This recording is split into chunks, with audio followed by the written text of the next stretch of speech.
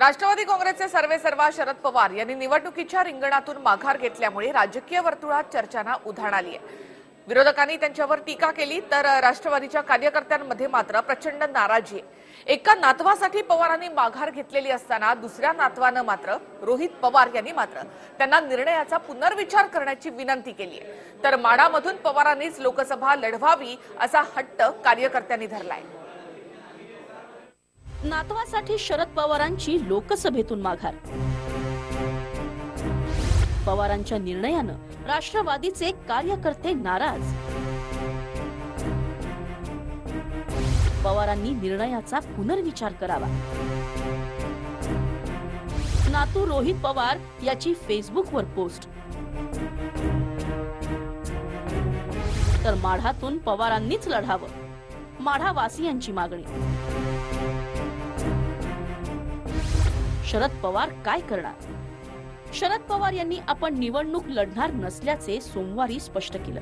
मात्र त्यांच्या निर्णयाचा आदर असला तरी त्यांनी आपल्या निर्णयाचा पुनर्विचार करावा अशी आग्रहवजा विनंती त्यांचे नातू रोहित पवार यांनी केली आहे। सविस्तर फेसबुक पोस्टद्वारे त्यांनी शरद पवारांना हे भावनिक आवाहन केलंय।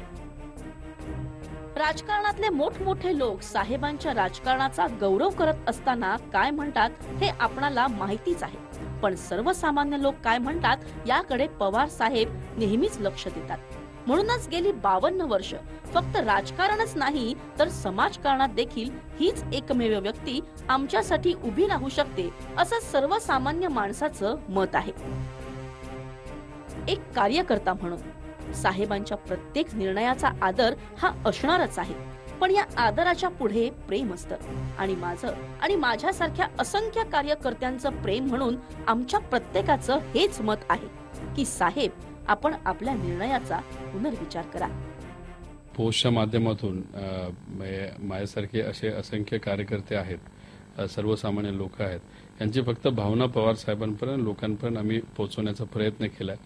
एक फार स्वच्छ भावनेतून लिहिलेली पोस्ट आहे आणि पारच्या बाबतीत जो निर्णय घेतला याचं स्वागतच आहे। जर पवार साहेबांनी विचारच केला होता, नाहीतर लोकांचा आग्रह होता आणि त्याच्या बाबतीत ते विचारच करत होते, तर मला असं वाटलं जेव्हा ती बातमी ऐकली की मी उभं राहत नाही माढ्यातून, तेव्हा आम्हा सर्वांना वाईट वाटलं आणि ते जे वाटलं ते फक्त मी पोस्टच्या माध्यमातून व्यक्त केलं। रोहित पवार कोण आहेत? शरद पवारांचे भाऊ अप्पासाहेब पवार। अप्पासाहेबांचे पुत्र राजेंद्र पवार यांचे पुत्र रोहित। राजेंद्र पवार सामाजिक क्षेत्रात कार्यरत। रोहित यांना मात्र राजकारणात रस। रोहित सध्या पुणे जिल्हा परिषदेचे सदस्य। अर्थात रोहित यांना राजकारणात रस असला तरी आत्ताची त्यांची विनंती ही पार्थ रोहित संघर्षातून नसल्याचं त्यांनीच स्पष्ट केलंय। एकीकडे रोहित यांची ही विनंती तर दुसरीकडे माढ्यातील मतदारांनीही पवारांनीच लढावं असा आग्रह धरलाय। माढा असं समीकरण झालं, माढा बनलं की पवार साहेबांचं माढा। पवार साहेब एक महाराष्ट्राचं देशाचं अष्टपैलू व्यक्तिमत्व आहे।